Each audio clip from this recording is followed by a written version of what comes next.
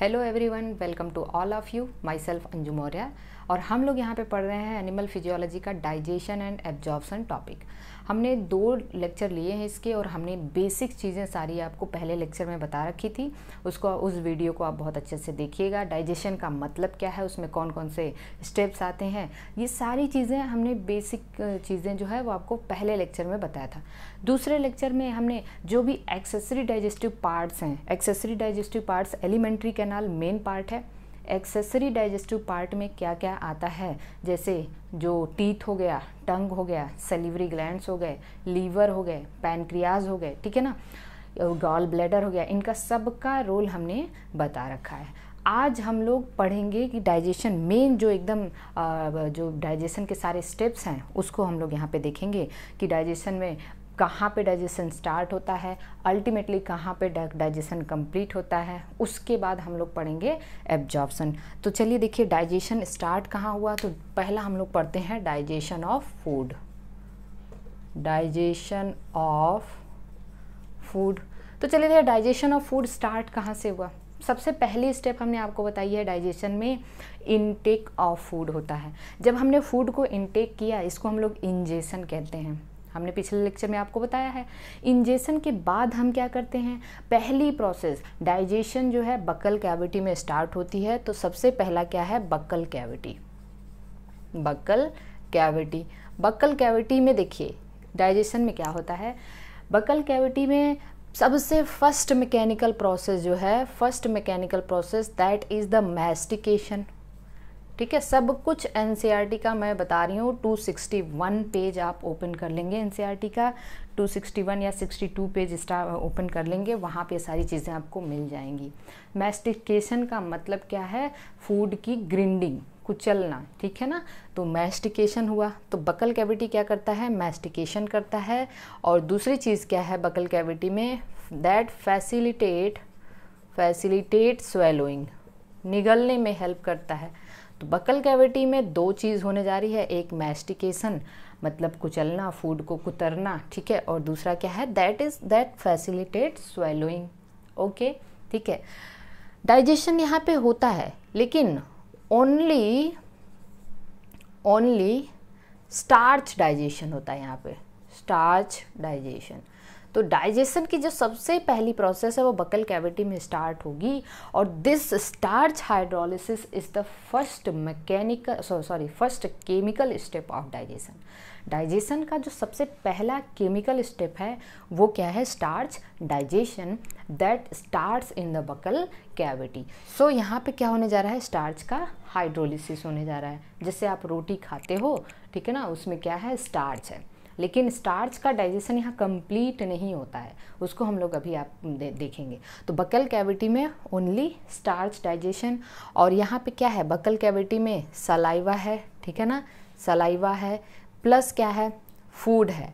Saliva है plus food है। इसको क्या कहते हैं हम, बोलस कहते हैं। क्या कहते हैं, बोलस कहते हैं। और बोलस की स्वेलोइंग को, इसकी स्वेलोइंग को हम लोग क्या कहते हैं, स्वेलोइंग को कहते हैं डीग्लूटिशन। क्या कहा जाता है, डीग्लूटिशन, ठीक है ना। डीग्लूटिशन हम बता चुके हैं आपको।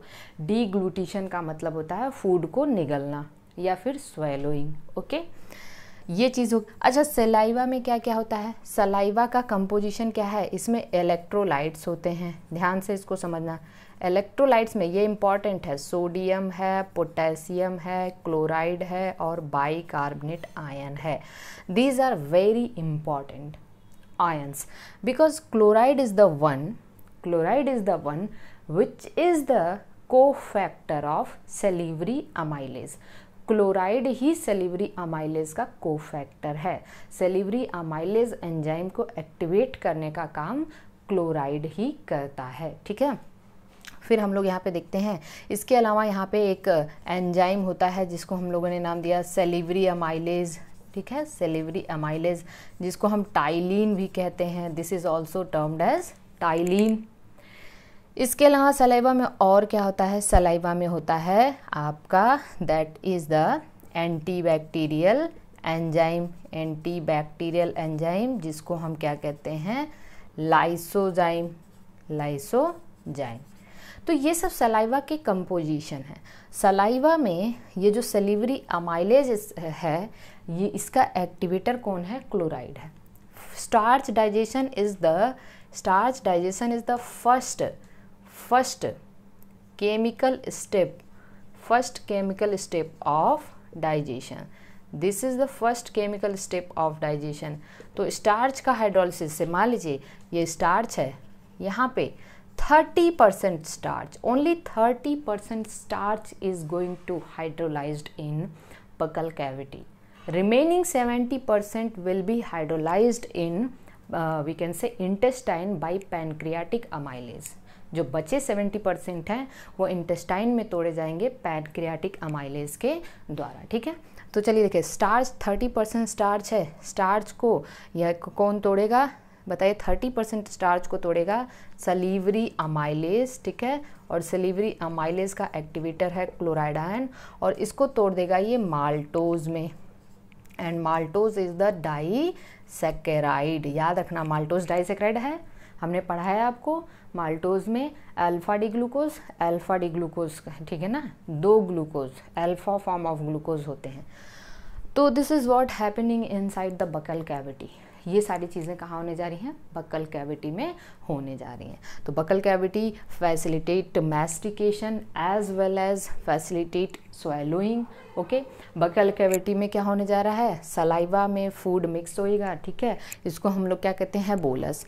बोलस की स्वेलोइंग को कहते हैं डीग्लूटिशन। ओके, तो डीग्लूटिशन क्या है? Swallowing of. और सलाइवा में क्या क्या है? इलेक्ट्रोलाइट्स है, वाटर है। और एक चीज़ आप याद रख लेना कि बकल कैविटी का पीएच 6.8 होता है। इसका पीएच मीन्स सलाइवा का जो पीएच है वो 6.8 होता है। इसको बहुत अच्छे से आपको याद रखना है। तो ये है, ये सारी चीज़ें होने जा रही है। सही, तो पहली डाइजेशन की जो फर्स्ट स्टेप है वो कहाँ पे होगी? बकल कैविटी में होगी। स्टार्च की hydrolysis. There is no protein digestion, there is no fat digestion, there is no nucleic acid digestion. यहाँ पे केवल और केवल कार्बोहाइड्रेट डाइजेशन होगा, ठीक है। Come to the stomach now. Second, अब बताओ आप मुझे, ये जो बोलस है स्वेलोइंग हुआ फेरिंग से होते हुए ये कहाँ आएगा? ठीक है, ये बोलस आ गया फेरिंग्स में, ठीक है। फेरिंग्स हमने पढ़ा है आपको, ठीक है। फेरिंग्स से होते हुए कहाँ पे आ गया? ईसोफेगस में या ओइसोफेगस, जो भी आप टर्म देते हो इसको। ईसोफेगस में ये बोलस जो है ना एक जिग जैग मूवमेंट के, क्योंकि ईसोफेगस एक ट्यूब लाइक स्ट्रक्चर है और ये जिग जैग मूवमेंट के थ्रू ये फूड कहाँ पे आता है? ये आ गया स्टमक में, ठीक है ना। ये फूड आ गया स्टमक में। अब ये जो स्टमक है, दिस इज़ द स्टमक, इतना आपको समझना है। हमने यहाँ पे एक वॉल्व बताया था या स्फिंक्चर बताया था, जिसको हम लोगों ने नाम दिया था कार्डियक स्फिंक्चर। रिमाइंड करिए, कार्डियक स्फिंक्चर, या फिर इसी को गैस्ट्रोइसोफेजियल स्फिंक्चर भी कहते हैं। गैस्ट्रोइसोफेजियल स्फिंक्चर। ओके, तो इसोफेगस में क्या हुआ बताइए मुझे? इसोफेगस में हुआ पेरिस्टालसिस हुआ। क्या हुआ? पेरिस्टालसिस हुआ।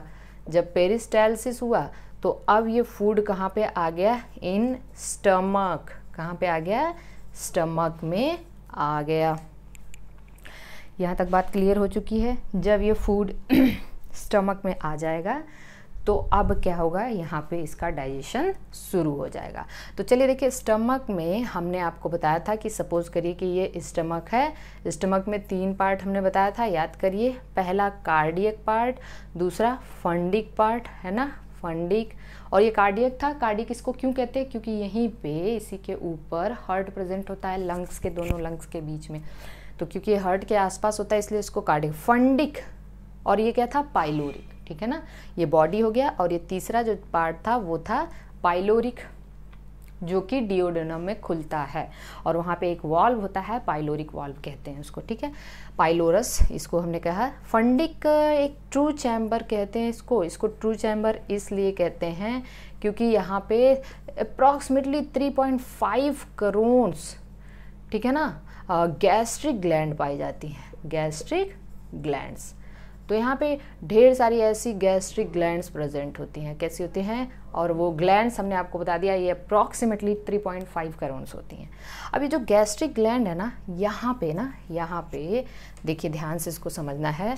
जो गैस्ट्रिक ग्लैंड है इसमें कई टाइप की सेल्स होती हैं। इसका मैंने ये भी बताया था कि ये सिंपल ब्रांच ट्यूबुलर ग्लैंड होती हैं, ठीक है। ये एक ग्लैंड इस तरीके का इसका स्ट्रक्चर होता है, सिंपल ब्रांच ट्यूबुलर ग्लैंड।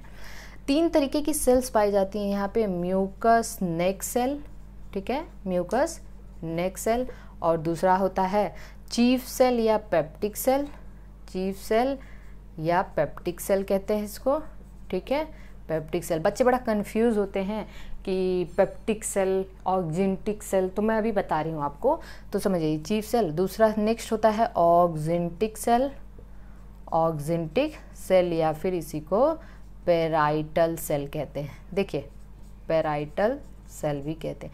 इस पेप्टिक सेल को और क्या कहते हैं? जाइमोजेंस भी कहते हैं, जाइमोजन सेल भी कहते हैं। म्यूकस नेक सेल का काम है म्यूकस सिक्रीट करना। क्या सिक्रीट करना? म्यूकस। मैं आगे आपको बताऊंगी कि ये म्यूकस करते क्या है, ठीक है। ये चीज़ आपको समझना है। चीफ सेल, जैसे चीफ मतलब प्रमुख, मुख्य, प्रिंसिपल। पेप्टिक से पेट याद रख लीजिए। आपकी बॉडी, आप काम करते हो ना पेट पालने के लिए, ऐसा कहते हो ना, तो चीफ सेल, चीफ मतलब जो प्रमुख है वो क्या है? पेप्टिक, पेट। इसे याद रख लो तो कंफ्यूज नहीं होगे आप कि चीफ सेल पेप्टिक ऑक्जेंटिक में कंफ्यूज। चीफ सेल को ही पेप्टिक सेल कहा जाता है। ऑक्जेंटिक सेल या पेराइटल सेल, ठीक है, ऑक्जेंटिक सेल या फिर पेराइटल सेल। अब हम लोग देखते हैं इनका काम क्या है। चीफ सेल क्या करते हैं? ऑक्जेंटिक सेल क्या करते हैं? HCl सिक्रीट करते हैं। क्या सिक्रीट करते हैं?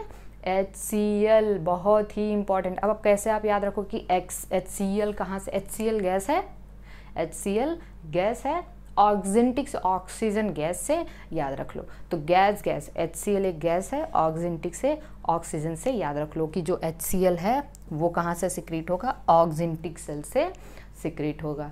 अब इससे हमने देख लिया, इससे HCl सिक्रीट होता है, म्यूकस नेक सेल से म्यूकस सिक्रीट होता है।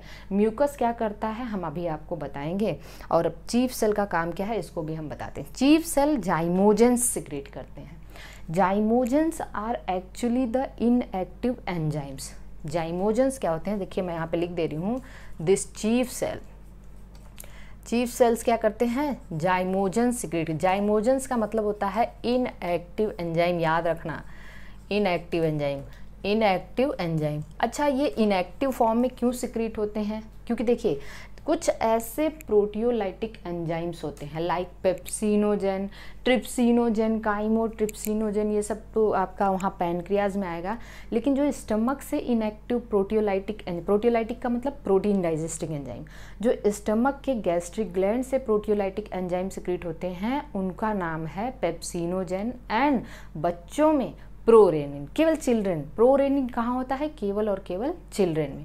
तो pepsinogen is an inactive enzyme and termed as zymogen.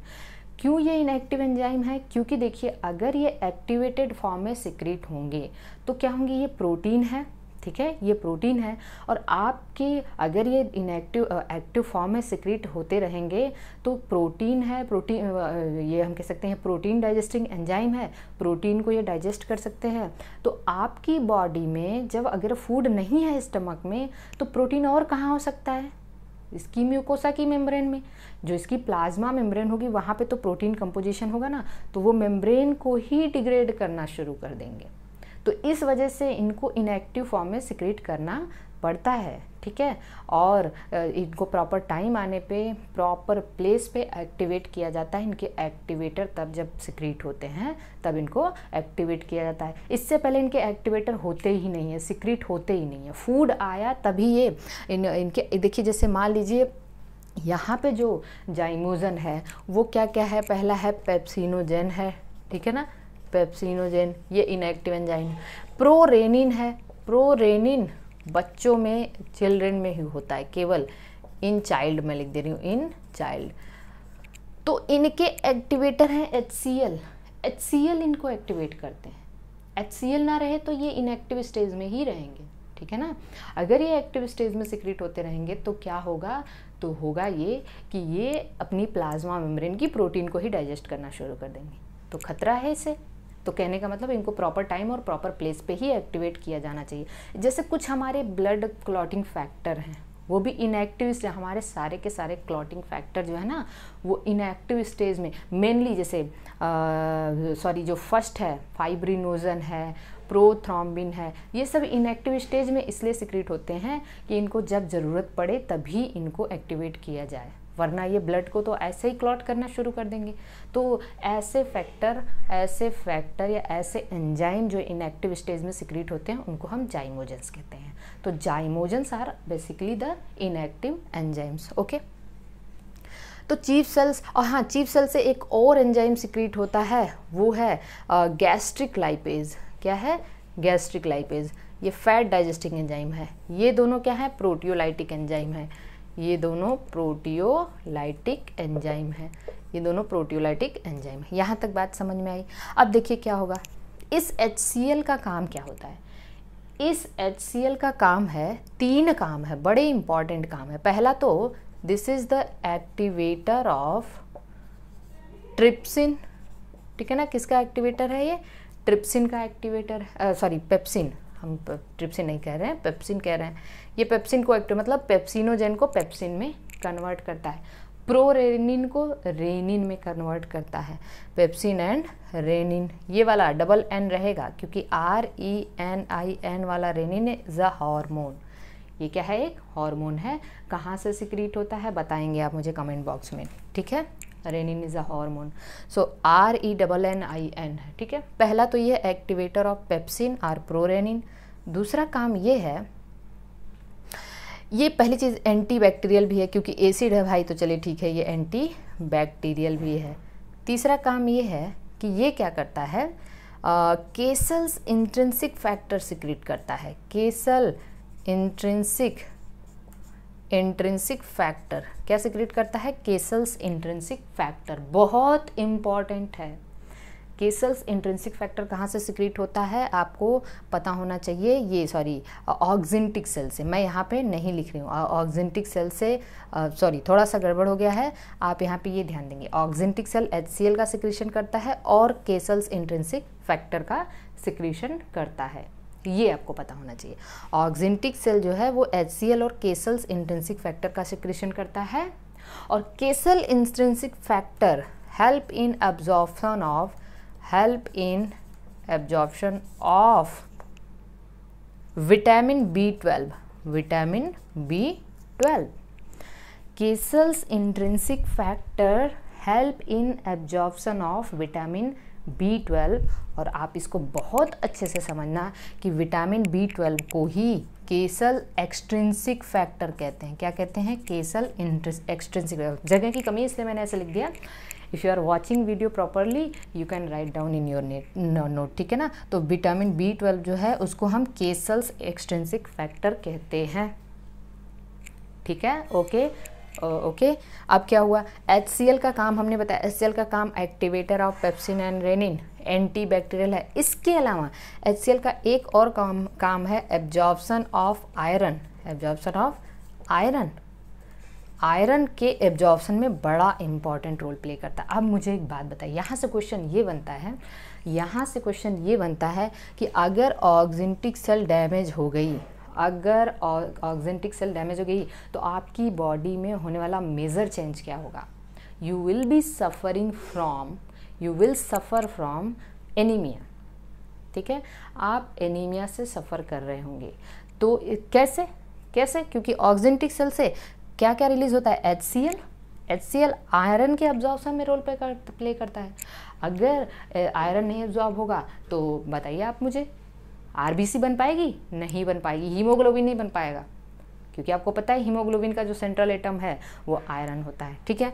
दूसरी चीज़, अगर ऑक्जेंटिक सेल डैमेज हुई तो केसल इंट्रिंसिक फैक्टर सिक्रीट नहीं होगा, तो विटामिन B12 एब्जॉर्ब नहीं हो पाएगा, तो RBC का मैच्योरेशन नहीं हो पाएगा क्योंकि RBC के मैच्योरेशन के लिए विटामिन B12 की ज़रूरत होती है। तो कहने का मतलब ये चीज़ आपको पता होना चाहिए, ओके। और क्या होने जा रहा है? अगर एक एग्ज़ाम में एक बार क्वेश्चन आया था, अगर आपकी बॉडी में एक क्लोरहाइड्रिया हो गया तो क्या होगा, एक क्लोरहाइड्रिया हो गया तो क्या हुआ, एक क्लोराइड मतलब क्लोराइड की कमी हो गई तो क्या होगा, ठीक है। यहाँ पे हम कह सकते हैं HCl दिया अगर ऑक्सीजन, एक क्लोरहाइड्रिया हो तो पहला चीज़ तो यही होने जा रहा है, एब्जॉर्प्शन, डाइजेशन के टर्म में अगर ये क्वेश्चन पूछा जाए तो एनीमिया हो जाएगा, क्योंकि आयरन का एब्जॉर्प्शन नहीं हो पाएगा। बात समझ में आ रही है, ठीक है। तो देखिए यहाँ तक ये चीज़ आपको समझ में आनी चाहिए। तो चलिए अब देखिए अब क्या होने जा रहा है, अब यहाँ पे डाइजेशन किसका किसका होता है। तो डाइजेशन किसका होता है इसको हमें ये समझना है कि सबसे पहली चीज़ यहाँ पे म्यूकस का काम क्या है, म्यूकस का काम क्या है हम अभी आपको बताएंगे। डाइजेशन यहाँ पे क्या होता है, there is no carbohydrate digestion, carbohydrate digestion नहीं होने जा रहा है, क्योंकि यहाँ पे कोई कार्बोहाइड्रेट डाइजेस्टिंग एंजाइम नहीं होते हैं। चलिए प्रोटीन डाइजेशन तो होगा, प्रोटीन डाइजेशन होगा स्टमक में, तो protein digestion starts here, protein digestion यहीं पे शुरू होता है, ठीक है, यहीं पे शुरू होने जा रहा है। इससे पहले प्रोटीन डाइजेशन कहीं नहीं हुआ था। कार्बोहाइड्रेट डाइजेशन तो बक्कल कैविटी में स्टार्ट हो चुका था। तो प्रोटीन डाइजेशन यहाँ पे स्टार्ट होगा, तो बताइए क्या होने जा रहा है, क्या होने जा रहा है। हमने अभी आपको बताया था कि ये जो HCl है ना, तो देखिए क्या होगा, पेप्सिनोजन है, पेप्सिनोजन को HCl ने कन्वर्ट किया था पेप्सिन में, ठीक है ना।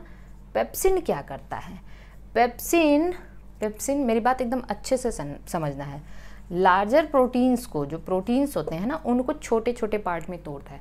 प्रोटीन का कंप्लीट डाइजेशन नहीं हो रहा है, बड़े बड़े प्रोटीन मॉलिक्यूल्स को छोटे छोटे टुकड़ों में तोड़ा जाता है, जिसको हम क्या कह सकते हैं, जिसको हम कह सकते हैं पेप्टोन्स, ठीक है। पेप्टोन्स जो कि पेप्टाइड्स होते हैं, ये बेसिकली क्या होते हैं, पेप्टाइड्स होते हैं। और पेप्टोन से छोटे प्रोटियोजेस ये सब है, ये सब क्या है, दीज आर द पेप्टाइड्स, तो पेप्टाइड्स में, प्रोटीन्स को पेप्टाइड्स में तोड़ा कौन, पेप्सिन, प्रोटीन्स को पेप्टाइड में तोड़ा पेप्सिन। चलिए केवल चाइल्ड में और क्या होता है, स्टमक में, चाइल्ड में, मेरी बात एकदम अच्छे से समझना है। प्रोटीन डाइजेशन यहाँ शुरू हुआ, लेकिन प्रोटीन का डाइजेशन कंप्लीट नहीं हुआ है। बच्चों में मिल्क प्रोटीन का डाइजेशन यहीं पे कंप्लीट हो जाता है। बच्चों में मिल्क प्रोटीन मतलब केसीन का डाइजेशन स्टमक में ही कंप्लीट हो जाता है, जबकि बड़ों में मिल्क प्रोटीन का डाइजेशन इंटेस्टाइन में कंप्लीट होता है, डिओडेनम में। किस एंजाइम की हेल्प से, ट्रिप्सिन की हेल्प से। तो ये क्वेश्चन अपने दिमाग में आपको रखना है। तो बच्चों में देखिए मिल्क प्रोटीन क्या है, अच्छा पहले देखिए प्रोरेनिन है, प्रोरेनिन केवल और केवल किस में होगा, चिल्ड्रेन में होगा, किस में होगा, चिल्ड्रेन में होगा। और प्रोरेनिन को HCl ने एक्टिवेट किया किस में, रेनिन में। अब ये रेनिन तो क्या हो गया, रेनिन क्या करेगा, रेनिन पे, रेनिन ये मिल्क प्रोटीन क्या है बताओ, केसीन, ठीक है ना।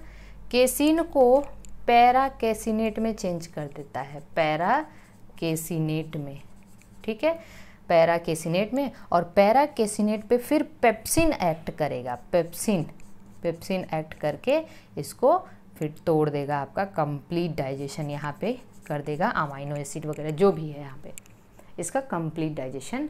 तो बच्चों में जो मिल्क प्रोटीन है उसका डाइजेशन यहीं पे हो जाता है। यहाँ तक बात क्लियर हुई। तो ये रहा। और देखिए अब बचा क्या है, अब फूड यहाँ पे कौन है। हमने आपको ये बताया था कि जब बोलस आया ना, यहाँ पे बोलस आता है स्टमक में, बोलस प्लस HCl का pH 1.8। तो देखिए माउथ का, बक्कल कैविटी का pH हमने बताया था 6.8 होगा, ठीक है। फिर उसके बाद स्टमक का pH क्या होगा, 1.8 होगा, ठीक है। तो बोलस प्लस HCl मिलके क्या बना था, काइम। और हमने बताया था यहाँ पे 4 to 5 आवर्स तक इस काइम का मतलब क्या होगा, जो स्टमक की वॉल होती है, मस्कुलर वॉल, वो यहाँ पे काइम को काफ़ी देर तक मिक्स करती रहती हैं, ठीक है, जिसको हम कहते हैं कर्निंग मूवमेंट। हमने ये भी बताया था कि स्टमक में कौन सा मूवमेंट होने जा रहा है, कर्निंग मूवमेंट, ये होने जा रहा है ना, ओके। बात समझ में आ चुकी है। अब एक बात बताइए, क्योंकि स्टमक का pH इतना ज़्यादा हाईली एसिडिक होता है कि उसकी जो स्टमक की जो वॉल है वो क्या होने लग जाएगी, उसका एक्सकोरिएशन होने लग जाएगा, वॉल जो है वो डैमेज होने लग जाएगी। तो उसकी वॉल को हाई एसिडिटी से बचाने के लिए वही होता है म्यूकस। क्या होता है, म्यूकस। तो म्यूकस नेक सेल का काम क्या है, mucus neck cell along with the bicarbonate, क्योंकि बाइकार्बोनेट तो है ना सलाइवा में, तो बोलस में बाइकार्बोनेट भी तो है, अलॉन्ग विद द बाइकार्बोनेट ये क्या करते हैं, प्रिवेंट म्यूकोसा एपिथेलियम, ठीक है ना, जो स्टमक की म्यूकोसा होती है, फ्रॉम हाई एसिडिटी, ठीक है, उसको बचाते हैं। तो ये है स्टमक में। तो स्टमक में क्या होने जा रहा है, यहाँ पे देयर इज़ नो, हाँ एक और चीज़, कार्बोहाइड्रेट डाइजेशन नहीं होगा, प्रोटीन डाइजेशन यहाँ पे शुरू होता है। Fat digestion also starts here. Fat digestion में क्या होगा, हमने अभी अभी आपको बताया था कि फैट का मतलब क्या है, मान लीजिए दिस इज़ द फैट्स या लिपिड्स। तो फैट्स को यहाँ पे गैस्ट्रिक लाइपेज, माइल्ड लाइपेज होता है, ये बहुत ही माइल्ड एक्शन करता है, ये पूरी तरह से नहीं, इसको गैस्ट्रिक लाइपेज को फैट को ये ट्राइग्लिसराइड बहुत थोड़े अमाउंट में ट्राइग्लिसराइड और डाइग्लिसराइड में तोड़ सकता है, लेकिन कंप्लीट डाइजेशन तो नहीं हुआ ना, कंप्लीट डाइजेशन तो नहीं हुआ। तो हाँ, यहाँ पे ये है स्टमक का पूरा जो है इसकी फंक्शन जो भी यहाँ पे होने जा रहे हैं। तो म्यूकस ने क्या किया, ठीक है ना, HCl ने क्या क्या किया, केसल इंट्रिंसिक फैक्टर ने क्या किया, और फिर ये जाइमोजेंस के बारे में हमें पता चला, और यहाँ पे प्रोटीन डाइजेशन स्टार्ट होता है, फैट डाइजेशन भी स्टार्ट होता है। तो ये सारी चीज़ें हो गई। अब हम लोग देखते हैं कि अब बताइए स्टमक से फूड कहाँ आया, स्टमक से फूड कहाँ आया, इन डियोडेनम। कहाँ पे आ गया, इन डियोडेनम। तो अब देखिए डियोडेनम में क्या होने जा रहा है, इन डियोडेनम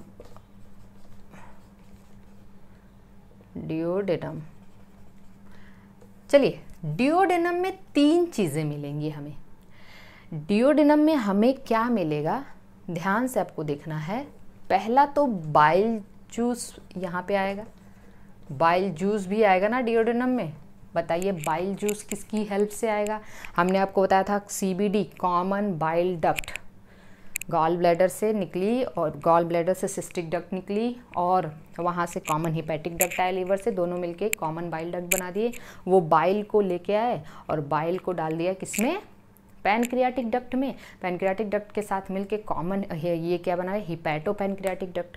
और हिपैटो पैनक्रियाटिक डक्ट वहाँ से पैनक्रियास से भी पैनक्रियाटिक जूस लेके आ रहा है, लेकिन सब ओपन कहाँ होंगे, डियोडेनम में। तो डियोडेनम में इंटेस्टाइनल जूस भी है, पैनक्रियाटिक जूस भी है और बाइल जूस भी है। तो बाइल जूस में क्या होगा, पैनक्रियाटिक जूस में क्या होगा, ठीक है, पैनक्रियाटिक जूस में क्या होगा और इंटेस्टाइनल जूस में क्या होगा, यहाँ तक हमें देखना है इंटेस्टाइनल जूस में क्या होगा। तो चलिए देखिए बाइल जूस में क्या होगा, बाइल सॉल्ट्स होते हैं, ठीक है, बाइल सॉल्ट्स होते हैं। इसके अलावा बाइल सॉल्ट जैसे सोडियम टारोक्लोरेट, ग्लाइकोकोलेट, ठीक है ना, ये सब होता है बाइल सॉल्ट, ठीक है। दूसरा क्या होता है, कुछ फॉस्फोलिपिड्स होते हैं, फॉस्फोलिपिड्स लाइक लेसिथिन। आप बताइए, मैं भी आपको बताऊंगी लेसिथिन, ठीक है, लेसिथिन। तीसरी चीज़ क्या है, कोलेस्ट्रॉल होता है, यहाँ पे कोलेस्ट्रॉल होता है। चौथी चीज़, बाइल में कुछ आयंस भी होते हैं, but there is no enzymes. ये बहुत इम्पॉर्टेंट है कि आपको ये याद रखना है कि बाइल में एंजाइम नहीं होता, बहुत ही इम्पॉर्टेंट है, देयर इज़ नो एंजाइम। और क्या होते हैं, बाइल पिगमेंट होते हैं ना, बाइल पिगमेंट्स होते हैं। तो बाइल पिगमेंट्स क्या क्या हो सकते हैं, बिलिरुबिन, बिलिवर्डिन, ठीक है, बिलिरुबिन और बिलिवर्डिन, ओके, गॉट इट। अब देखिए और क्या हुआ, जैसे ये चीज़ मैंने आपको जब बताया था कि डक्ट सिस्टम मैंने पढ़ाया था कि कौन कौन सी डक्ट, ठीक है, sphincter of Oddi, sphincter of बॉयडन, ampulla of waiter, common bile duct, cystic duct, ये सब मैंने आपको पढ़ाया है। तो बाइल करता क्या है, बाइल कुछ नहीं करता लेकिन बहुत कुछ करता है। कहने का मतलब ये है कि बाइल में इमल्सिफिकेशन ऑफ फैट करता है ये।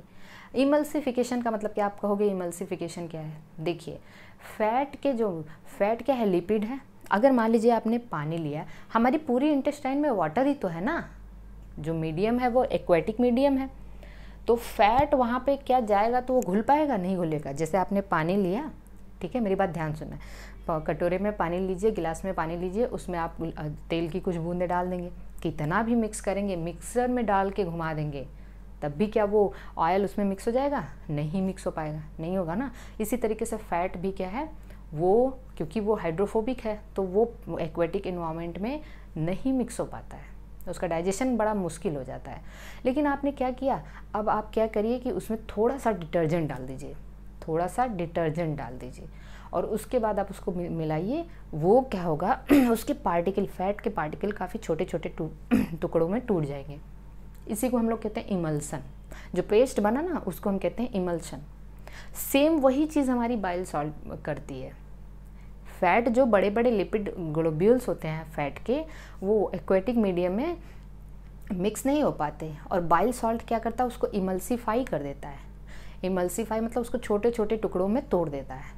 तब अगर वो छोटे टुकड़ों में तोड़ देगा, जैसे मान लीजिए लार्जर फैट ग्लोब्यूल हैं, this is the larger fat globule, larger fat globule है, और इसको बाइल सॉल्ट ने क्या करा पहले देखिए बाइल सॉल्ट क्या है।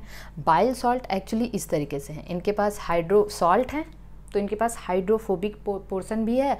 ये हाइड्रोफोबिक है, ये नॉन पोलर पार्ट है नीचे वाला, और ऊपर वाला क्या है, पोलर पार्ट है। ठीक है ना, ध्यान से समझना है, पोलर पार्ट है और ये नॉन पोलर पार्ट है। तो बाइल सॉल्ट ने क्या किया, अब ये जो फैट है, फैट के चारों तरफ तो वाटर ही है ना, हमारे इंटेस्टाइन में फैट के चारों तरफ क्या होगा, वाटर होगा, और ये इसमें रह नहीं पाएगा। तो बाइल क्या करेगा, बाइल ये करेगा कि पहले उसको चारों तरफ से कवर कर लेगा, क्योंकि देखिए बाइल ने ऐसे कवर करा, फैट को चारों तरफ से ऐसे कवर कर लिया। चलो भाई, हम तुमको ऐसे प्रोटेक्ट कर रहे हैं, ऐसे प्रोटेक्ट कर रहे हैं कि, ठीक है, ऐसे प्रोटेक्ट कर रहे हैं कि हमारा जो पोलर पार्ट है वो वाटर की तरफ रहे, पोलर पार्ट किधर है, वाटर की तरफ रहे, और नॉन पोलर पार्ट तुम्हारी तरफ रहे। तो इससे फैट वहाँ पे आसानी से रह सकता है। इसको हम लोग मिसल्स कहते हैं। क्या कहते हैं, मिसल्स, मिसल्स। ये हम अभी जब फैट डाइजेशन, जो फैट का इमल्सिफिकेशन और एब्जॉर्प्शन पढ़ाएंगे तो वहाँ बताएंगे। तो बाइल क्या करता है, फैट का इमल्सिफिकेशन करता है, उसको छोटे छोटे टुकड़ों में तोड़ देता है, क्योंकि जो फैट को डाइजेस्ट करने वाले एंजाइम है लाइपेजेस, जो कि पैनक्रियाज में पाए जाते हैं, पैनक्रियाटिक लाइपेजेस क्या होते हैं, पैनक्रियाटिक लाइपेजेस, वो बड़े फैट पार्टिकल पे एक्ट नहीं कर पाते हैं।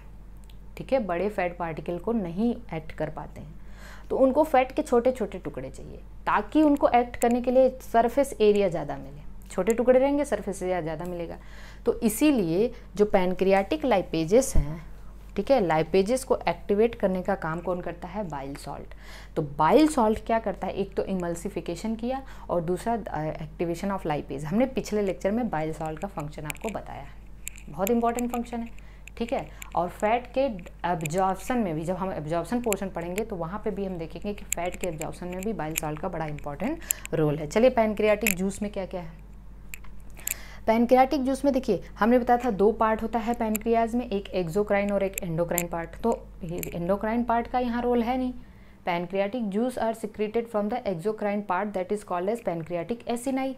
तो पैनक्रियाटिक एसिनाई से क्या सिक्रेट होते हैं, एक तो एंजाइम सिक्रेट होता है, और दूसरा बाइकार्बाइन भी सिक्रेट होता है, बाइकार्बाइन भी सिक्रेट होता है। एंजाइम्स में इसके एंजाइम बड़े इंपॉर्टेंट हैं। पहला तो है काइमोट्रिप्सिनोजेन, काइमोट्रिप्सिनोजेन, काइमोट्रिप्सिनोजेन। दूसरा है ट्रिप्सिनोजेन, ट्रिप्सिनोजेन। तीसरा है प्रोकार्बोक्सीपेप्टिडेज, प्रोकार्बोक्सीपेप्टिडेज, पेप्टिडेज। और चौथा है प्रोइलेस्टेजेस। अब यहाँ ध्यान दीजिएगा, जितने भी ये एंजाइम्स हैं, ये भी सब क्या है, जाइमोजेंस ही है ना। जाइमोजेंस का मतलब इनएक्टिव एंजाइम्स, इनएक्टिव एंजाइम्स। तो ये काइमोट्रिप्सिनोजेन, ट्रिप्सिनोजेन, प्रोकार्बोक्सीपेप्टिडेज एंड प्रोइलेस्टेजेस। चलिए, ये जाइमोजन है। पैनक्रियाटिक।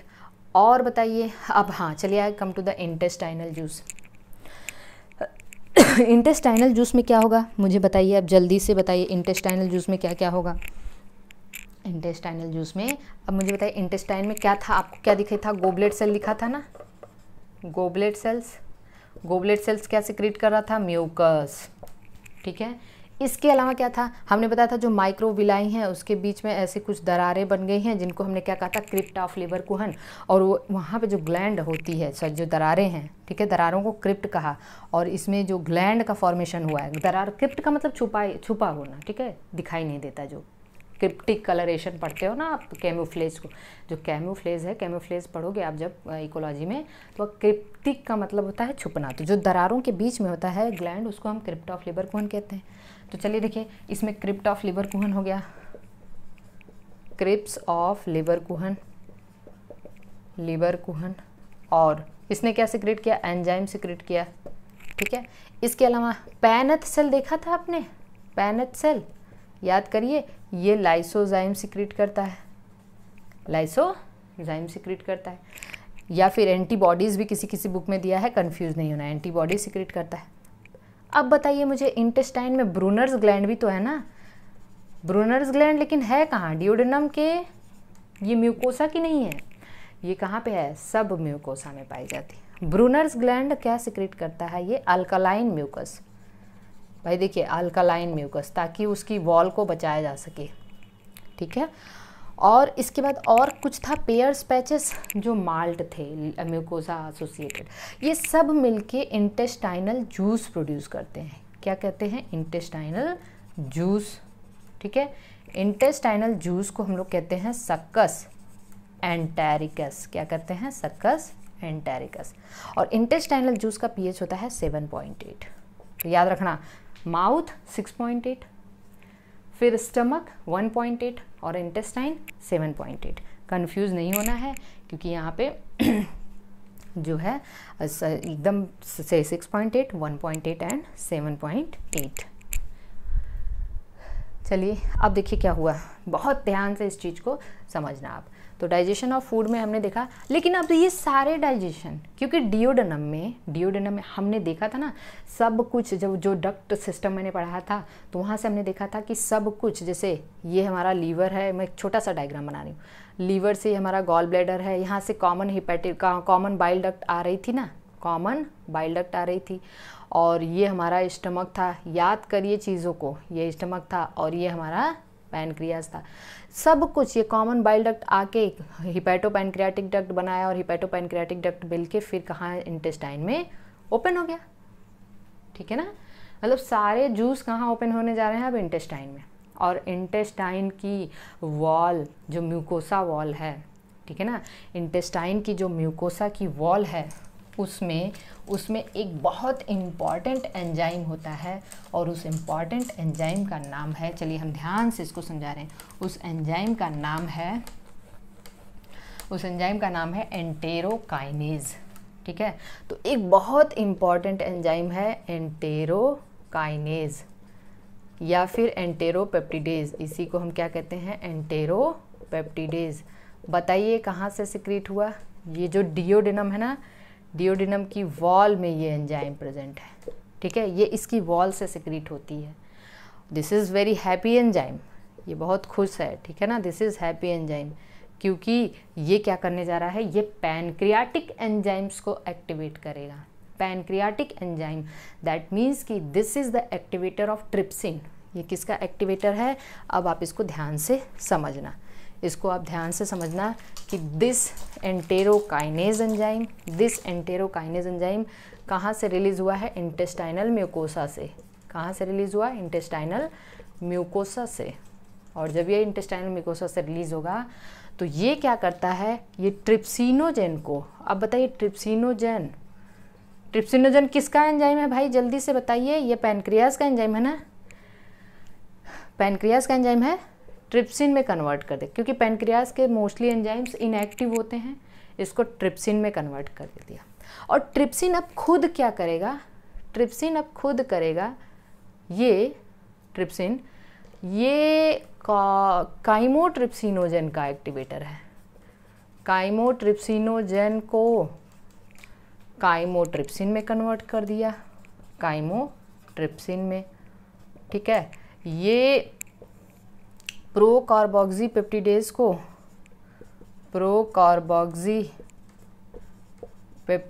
को कार्बोक्सीपेप्टिडेज में कन्वर्ट कर दिया। किसमें? कार्बोक्सीपेप्टिडेज में। मतलब अब देखो, और इसी ने प्रोइलेस्टेज को, जितने भी पैनक्रियाज के इनएक्टिव एंजाइम, इलेस्टेज में कन्वर्ट कर दिया। ठीक है, देखिए चार्ट समझिएगा। इंटेस्टाइनल म्यूकोसा से एंटेरोकाइनेज या एंटेरोपेप्टिडेज रिलीज हुआ और इसने ट्रिप्सिनोजेन को ट्रिप्सिन में एक्टिवेट किया और ट्रिप्सिन अब बाकी सारे के सारे पैनक्रियाटिक एंजाइम्स को जो इनएक्टिव हैं उनको खुद ही एक्टिवेट कर देगा। यहाँ तक बात समझ में आ चुकी है? क्लियर। अब हम देखेंगे कि यहाँ पे डाइजेशन होता कैसे है, डाइजेशन किस किस चीज़ का होता है। तो चलिए देखिए, अब यहाँ पे होगा डाइजेशन। सबसे पहले हम देखते हैं कार्बोहाइड्रेट का। अब आप देखिए, बच्चे बड़ा कन्फ्यूज़ होते हैं, उस कन्फ्यूज़न को मैं आज दूर करना चाहती हूँ। कुछ लोग कहते हैं डाइजेशन इन पैनक्रियाज, कुछ लोग पढ़ते हैं डाइजेशन इन इंटेस्टाइन। नहीं भाई, देखिए 3 ही जगह डाइजेशन हुआ ही, एक माउथ में, दूसरा स्टमक में, और तीसरा, स्टमक को गैस्टर भी कहते हैं, ठीक है, और तीसरा इंटेस्टाइन में। हम ऐसे कह सकते हैं डाइजेशन ऑफ, ठीक है, या we can say digestion by pancreatic juice in intestine. Digestion तो इंटेस्टाइन में ही होना है, तो हम कह सकते हैं with the help of pancreatic juice. तो अब हम देखेंगे, क्योंकि हमने अभी बताया था पैनक्रियाटिक जूस की हेल्प, सब सारे चीज़ तो आ गए, सारा का सारा juice, bile juice, pancreatic juice और इंटेस्टाइनल जूस सब मिलके डियोडेनम में ही है, मतलब स्मॉल इंटेस्टाइन में। तो स्मॉल इंटेस्टाइन में पैनक्रियाटिक जूस से क्या क्या डाइजेशन होता है, फिर इंटेस्टाइनल जूस से क्या क्या। देखिए फाइनल का जो ऑनर है ना, फाइनल डाइजेशन का जो ऑनर है वो इंटेस्टाइन का काम है। अब हमने देखा था कि जैसे जो फूड जो है, फूड जैसे देखिए यहाँ से स्टमक से इसमें आ गया डियोडेनम में। डियोडेनम देखिए पुरानी एनसीईआरटी में यू शेप दिया है, नई एनसीईआरटी में सी शेप दिया है। तो देखने का तरीका, ये यू शेप भी दे सकते हैं आप, सी शेप भी कह सकते हैं, ठीक है। तो यहाँ पे है ये पैनक्रियाज, तो पैनक्रियाज से ये जो डक्ट आई है, सीबीडी आई है इधर से, कॉमन बाइल डक्ट, पैनक्रियाज में मिलके हिपैटो पैनक्रियाटिक डक्ट बनाई और सारे के सारे यहीं ओपन होने जा रहे हैं। और इधर से क्या आ रहा है, इधर से काइम आ रहा है ना, क्या आ रहा है, काइम आ रहा है। काइम मतलब इसका पीएच कितना है, 1.8। भाई 1.8 पीएच लेके आ रहा है, तब तो इंटेस्टाइन की वॉल को भी ख़राब करेगा ये। लेकिन यहाँ पे Brunner's gland alkaline mucus secrete करते हैं, क्या करते हैं, एल्कलाइन म्यूकस, ताकि वो अपनी वॉल को बचा सकें एसिडिटी से। तो ब्रूनर्स ग्लैंड का काम यही है, ठीक है। अब इंटेस्टाइन में क्या होगा, हाँ इंटेस्टाइन में डाइजेशन होगा, पैनक्रियाटिक जूस के द्वारा डाइजेशन होता है, लेकिन पैनक्रियाज में डाइजेशन नहीं होता है। तो हम ऐसे कह सकते हैं कि डाइजेशन बाय पैनक्रियाटिक जूस। चलिए देखते हैं, पैनक्रियाटिक जूस इन इंटेस्टाइन, ठीक है। तो चलिए देखिए यहाँ पे सबसे पहले क्या होता है, पैनक्रियाटिक जूस में हमने एक चीज़ बताना भूल गई थी। पैनक्रियाटिक जूस में कुछ कार्बोहाइड्रेट डाइजेस्टिक एंजाइम भी होते हैं, जिसको हम कहते हैं पैनक्रियाटिक अमाइलेज, ठीक है ना, पैनक्रियाटिक अमाइलेज। और कुछ फैट डाइजेस्टिंग एंजाइम भी हैं, जिसको हम कहते हैं गैस्ट्रिक लाइपेजेस, पैनक्रियाटिक लाइपेजेस। और पैनक्रियाज में न्यूक्लिक एसिड डाइजेस्टिंग एंजाइम भी होते हैं, तो वो हम लोग यहाँ पढ़ लेंगे, कवर कर लेंगे। तो चलिए देखिए सबसे पहले क्या हुआ, पैनक्रियाटिक। अब हमारे पास क्या थे, कार्बोहाइड्रेट डाइजेशन भी यहाँ होता है। तो हमारे पास कार्बोहाइड्रेट डाइजेशन हुआ, तो जो पॉलीसैकेराइड्स हैं, पॉलीसैकेराइड्स लाइक स्टार्च, ठीक है, स्टार्च, कितना स्टार्च का डाइजेशन होगा यहाँ पे, 70%। वो होगा पैनक्रियाटिक अमाइलेज के द्वारा। लेकिन स्टार्च फिर से इसको माल्टोज में ही तोड़ेगा, मतलब फाइनल डाइजेशन यहाँ नहीं होता, फाइनल। तो ये माल्टोज में ही टूटा, मतलब ये डाइसैकेराइड्स में टूटा। तो अगर आपसे एग्जामिनर पूछता है कि डाइसैकेराइड्स कहाँ बना, तो वो माउथ में और पैनक्रियाज में बनता है। चलिए पॉलीसैकेराइड्स को ये डाइसैकेराइड्स में तोड़ेगा, ओके, गॉट इट। नाउ किसके द्वारा, पैनक्रियाटिक अमाइलेज के द्वारा। लेकिन ये डाइजेशन कहाँ हो रहा है, इंटेस्टाइन में हो रहा है। दूसरा प्रोटीन्स, ठीक है। प्रोटीन्स तो हालांकि कुछ प्रोटीन्स तो टूट चुके थे स्टमक में, टूट चुके थे ना, किसमें, पेप्टोन्स, पेप्टाइड्स में। तो प्रोटीन्स हो या पेप्टाइड्स हो, ठीक है ना, पेप्टाइड्स हो या फिर पेप्टोन्स हो या प्रोटीजेस हो, इनको तीन, कौन, ट्रिप्सिन, काइमोट्रिप्सिन, ठीक है ना, ये सब मिलके किसमें तोड़ देंगे, डाईपेप्टाइड्स में। अब यहाँ भी कंफ्यूज नहीं होना, देखिए बहुत अच्छे से समझना, मतलब जो लास्ट का ऑनर है, लास्ट का काम है, वही इंटेस्टाइनल जूस करेगा। इसको फाइनली ये मोनोपेप्टाइड में नहीं तोड़ेगा, ये डाईपेप्टाइड में ही तोड़ेगा। मतलब फाइनल वीकेंड से अमीनो एसिड नहीं बनेगा डाईपेप्टाइड को, अब वो इंटेस्टाइनल जूसेस पे एक्ट करेगा, ठीक है। फैट्स हमने देखा था, तो कुछ फैट्स को, फैट का डाइजेशन यहीं पे अच्छे से होता है, क्योंकि जो फैट का था गैस्ट्रिक लाइपेज ने बहुत कम माइल्ड लाइपेज था। तो ये जो है फैट, अब ये फैट भी होंगे और कुछ इमल्सिफाइड फैट होते हैं। कैसे फैट हैं, emulsified, we can say emulsified fat. और इमल्सिफाइड फैट को पैनक्रियाटिक लाइपेज, ठीक है, पैनक्रियाटिक लाइपेज क्या करता है, ये इसको तोड़ देता है ट्राइग्लिसराइड प्लस डाइग्लिसराइड में, डाइग्लिसराइड तक तोड़ा, प्लस मोनोग्लिसराइड में भी तोड़ सकता है। लेकिन इसका डाइजेशन कब कंप्लीट माना जाएगा, इसका डाइजेशन तभी कंप्लीट माना जाएगा। अब आप ये इमल्सिफाइड फैट हमने यहाँ कहना गलत समझा, क्योंकि पैनक्रियाटिक जूस के साथ साथ बाइल जूस भी है ना, तो बाइल जूस ने भी अपना काम यहाँ पे किया। उसने फैट को पहले बाइल जूस ने इमल्सिफाइड किया इमल्सिफाइड। अब ये इमल्सिफाइड फैट पे लाइपेज एक्ट करेगा, इसको ट्राइग्लिसराइड, डाइग्लिसराइड और मोनोग्लिसराइड में तोड़ेगा, ठीक है। तो अब ये, लेकिन फाइनली इसका डाइजेशन कब कंप्लीट माना जाएगा, जब ये फैटी एसिड और ग्लिसरॉल में टूटेगा, है ना। इसका ये कौन करेगा, इंटेस्टाइन करेगा। Very good, come on. अब देखिए यहाँ पे बहुत इम्पॉर्टेंट है कि यहाँ पे न्यूक्लिक एसिड डाइजेशन शुरू हो जाता है। न्यूक्लिक एसिड डाइजेशन यहीं शुरू होता है। तो न्यूक्लिक एसिड मतलब डीएनए, आरएनए, यहाँ पे न्यूक्लिएजेस पाए जाते हैं। देखिए बच्चों, न्यूक्लिएजेस आ चुका है एग्जाम में। न्यूक्लिएजेस मतलब DNAs and RNase, DNAs and RNase, DNA को तोड़ने वाला डीएनएज, आरएनए को तोड़ने वाला आरएनएज। ये न्यूक्लिक एसिड को किस में कन्वर्ट करेंगे, न्यूक्लियोटाइड्स में। किस में, न्यूक्लियोटाइड्स में। और न्यूक्लियोटाइडेजेस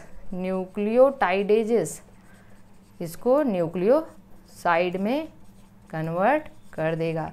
फाइनली टूटा क्या, ये फाइनली तभी टूटेगा जब नाइट्रोजनस बेस, पेंटोज शुगर और फास्फेट बनेगा। और ये फाइनल काम कौन करेगा, इंटेस्टाइन, ठीक है। यहाँ तक चीज़ें क्लियर हुई, okay. Come to the digestion by intestinal juice. अब हम लोग देखते हैं डाइजेशन बाय इंटेस्टाइनल जूस। तो इंटेस्टाइनल जूस में इंटेस्टाइन को क्या मिलने जा रहा है, बताइए। इंटेस्टाइन को ये डाइसैकेराइड मिलेगा, इंटेस्टाइन को मिलेगा डाइसैकेराइड्स, मिलेगा ना। और डाइसैकेराइड्स को ये किस में तोड़ेगा, मोनोसैकेराइड्स में, ठीक है। डाइसैकेराइड्स को मोनोसैकेराइड, लाइक डाइसैकेराइड में क्या है, जैसे सुक्रोज है, सुक्रोज को सुक्रेज। तो बहुत इम्पॉर्टेंट है भाई, सुक्रेज कहाँ होगा, ठीक है। इसको फ्रक्टोज और ग्लूकोज में तोड़ेगा, ठीक है। इसके अलावा माल्टोज है डाइसैकेराइड, माल्टोज को माल्टेज तोड़ेगा ग्लूकोज प्लस ग्लूकोज में, ठीक है। इसके अलावा क्या है, लैक्टोज है, लैक्टोज को लैक्टेज तोड़ेगा, ठीक है। लैक्टेज तोड़ेगा किसमें, ग्लूकोज प्लस गैलेक्टोज। तो इसको मिला कार्बोहाइड्रेट, ये मिला इंटेस्टाइन को, डाइसैकेराइड्स मिले। इंटेस्टाइन को प्रोटीन्स क्या मिलेंगे, डाईपेप्टाइड्स मिलेंगे। तो चलिए देखिए, इसको प्रोटीन क्या मिला इंटेस्टाइन को, इंटेस्टाइनल जूस को डाईपेप्टाइड्स मिले, प्रोटीन, ठीक है। डाईपेप्टाइड्स को डाईपेप्टिडेज, डाईपेप्टिडेज किस में तोड़ देगा, अमाइनो एसिड्स में। किस में तोड़ देगा, मैं, चलो ये मोनोमर हो गए ना, गुड। इसको लिपिड क्या मिलेगा, डाइग्लिसराइड और मोनोग्लिसराइड मिलता है जनरली। तो चलिए देखिए, अगर डाइग्लिसराइड या मोनोग्लिसराइड मिला, तो डाइग्लिसराइड मिला, मान लीजिए डाइग्लिसराइड और मोनोग्लिसराइड, तो ये जो हैं इंटेस्टाइनल लाइपेजेस दो हैं जो हैं वो किस में तोड़ेंगे, फैटी एसिड और ग्लिसरॉल। डाइजेशन कंप्लीट हुआ कि नहीं हुआ। और इसको न्यूक्लिक एसिड क्या क्या मिलने जा रहा है, इसको न्यूक्लिक एसिड बेसिकली न्यूक्लियोसाइड्स मिलते हैं या फिर न्यूक्लियोटाइड भी आपकी बुक में दिया है। तो लेट मी चेक वंस। हाँ, इसको न्यूक्लियोटाइड भी मिलता है या न्यूक्लियोसाइड, बेसिकली जो मैं बताने जा रही हूँ वो समझना आप। इसको न्यूक्लियोसाइड मिलता है, ठीक है, न्यूक्लियोसाइड्स। तो यहाँ पे न्यूक्लियोसाइडेजेस होते हैं, न्यूक्लियोसाइडेजेस, और इसको तोड़ देते हैं नाइट्रोजनस बेस, शुगर और फॉस्फेट में। ठीक है बच्चों, ये समझ में आ चुका है। ओके, तो यहाँ तक जो है चीज़ें, डाइजेशन यहाँ पे पूरी तरह से कंप्लीट हो चुका है। डाइजेशन लार्ज इंटेस्टाइन में नहीं होता, लार्ज इंटेस्टाइन में डाइजेशन नहीं होता। लार्ज इंटेस्टाइन के बारे में मैं आपको थोड़ा सा बता दूं कि जो लार्ज इंटेस्टाइन है वहाँ पे देखिए क्या है, स्मॉल इंटेस्टाइन का जो डियोडेनम, जेजुनम और इलियम था। तो आपने देखा था कि मान लीजिए ये जो इलियम आया था ना, ये इलियम किसको जोड़ रहा था, सीकम को, और यहाँ पे एक फिंगर लाइक प्रोजेक्शन था, इलियोसिकल वाल्व कह रहे थे हम इसको। और सीकम के बाद इस तरीके से क्या गया था, कोलन, ठीक है ना। तो देखिए होता क्या है, जो सीकम है ना, that is the house of symbiotic bacteria. यहाँ पे क्या पाए जाते हैं, symbiotic bacteria. Symbiotic bacteria good bacteria, ये हमें पता होना चाहिए, ये क्या है, अच्छे बैक्टीरिया होते हैं। इस प्रोजेक्शन को हम क्या कह रहे थे, वर्मीफॉर्म अपेंडिक्स, वर्मीफॉर्म अपेंडिक्स कह रहे थे, ठीक है। और उसके बाद क्या हो रहा था, ये जो कोलन है ना, कोलन में जो पाउच लाइक स्ट्रक्चर है इसको हम हॉस्ट्रा कहते हैं। और हॉस्ट्रा एब्जॉर्प्शन के सरफेस एरिया को बढ़ाता है, एब्जॉर्प्शन। क्योंकि लार्ज इंटेस्टाइन में अगर हम बात करें लार्ज इंटेस्टाइन की, तो लार्ज इंटेस्टाइन में there is no digestion, no digestion, digestion नहीं होने जा रहा है because there is no enzyme, no enzyme. हाँ, यहाँ पे केवल एब्जॉर्प्शन होता है। क्या होता है, एब्जॉर्प्शन। एब्जॉर्प्शन किसका होता है, वाटर का होता है, ड्रग्स का होता है और कुछ इलेक्ट्रोलाइट्स का होता है। और लार्ज इंटेस्टाइन में म्यूकस सिक्रेट होता है जो फीकल मैटर को लुब्रिकेशन प्रोवाइड करता है सो दैट कि वो इजीली पास आउट हो सकें, ठीक है। तो ये जो है ये पूरा का पूरा डाइजेशन कंप्लीट हुआ है। हाँ, मैं पूरा कोशिश कर रही हूँ कि मैं ये रेगुलर वीडियो तो डालती रहूँगी, इसके अलावा मैं एक चैप्टर का एक वीडियो बनाने की भी सोच रही हूँ ताकि आप जो क्विक रिवीजन कर सकें। जो बच्चे बहुत डिटेल नहीं पढ़ना चाहते हैं, जिनको बहुत जल्दी पढ़ना है, जो बस केवल और केवल एक वी कैन से कि आउटलाइन चाहते हैं कि बस एकदम एक बार में एनसीईआरटी का पूरा एक चैप्टर ख़त्म हो जाए एक लेक्चर में, मैं उनके लिए भी वीडियो बनाने की कोशिश कर रही हूँ। तो आप इस सब को देखते रहिए और अपने फ्रेंड्स को थोड़ा सा जो है आप बता सकते हैं इस चैनल के बारे में, सो दैट कि चैनल ग्रो कर सके। और क्योंकि जो अगर आपके लाइक्स आते हैं, अगर आपके व्यूज़ आते हैं तो मुझे बहुत खुशी होती है कि मैं आपके लिए कुछ कर रही हूँ। तो इस तरीके से ये चैप्टर अभी अगले लेक्चर में हम इसको एब्जॉर्प्शन और जितनी भी चीज़ें हैं उसको मैं कंप्लीट कर दूँगी। आप जितनी भी चीज़ें हैं डाइजेशन को बहुत अच्छे से यहाँ से, मुझे लग रहा है कि डाइजेशन में अभी आपको कोई भी दिक्कत नहीं होनी चाहिए, ठीक है। तो अच्छे से पढ़िए इसको।